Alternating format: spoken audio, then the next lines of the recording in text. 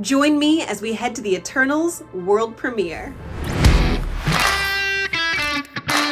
So at this point, I've gone to quite a few premieres, and I always make my outfit every time I go to a premiere. I loved my Loki dress. I went to Loki, I think that was my first big one, and that dress killed. I don't know why I do it, but I always make my dresses the night before. I should be making them well in advance. I have the time, I don't know. And then the next premiere, the big premiere that I went to was Black Widow. So this was that one for Black Widow.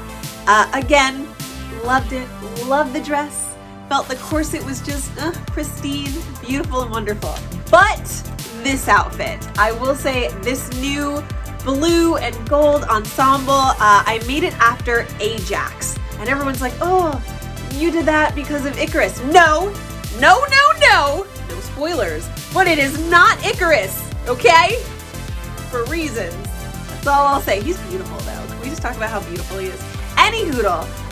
So this is the Eternals guest pass. So I was actually a +1 of Mr. Straw Hat Goofy, and so we got these passes this time. So when you show up at a premiere, it's not just a free-for-all for everyone. There's usually a separate line for guests, a separate line for the press, and then a separate line for the actors and the stars. And especially with COVID still going on, we kind of do want a little bit of separation between us. And sometimes we could step over the line and take photos and videos with the celebrities, but they do kind of want to maintain, just because they're on a press tour, they want to stay as clean and as healthy as possible. So there is a little bit of separation between them. I saw a lot of social media, content creators all throughout this event, got to talk to a few of them, and it was just really beautifully set up. But because there were so many people there, they actually separated us between the El Capitan and the Dolby Theater. So there were two premieres of the same premiere just because there were so many people invited to this event.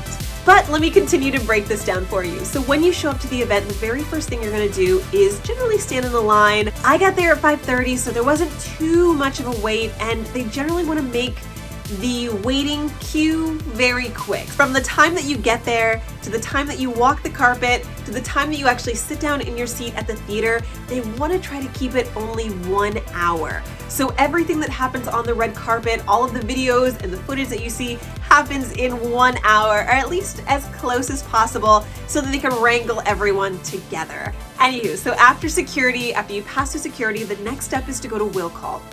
And this is very efficient. It's always separated by your last name. So you go up, you grab your tickets, and you immediately start walking down the carpet. And that is my favorite part, because there's so many different places that you can take photos, and you see all your friends on the red carpet, and it's just smiles and good times, because everyone is just there to celebrate this movie and the success of the cast and the crew and the director, who is gorgeous, such a little sweetheart. It's just great because you get to see people that you wouldn't normally get to see because of distance, or because you've made friends with them online and you haven't had that moment to see them in real life. So this was just overall a lovely experience.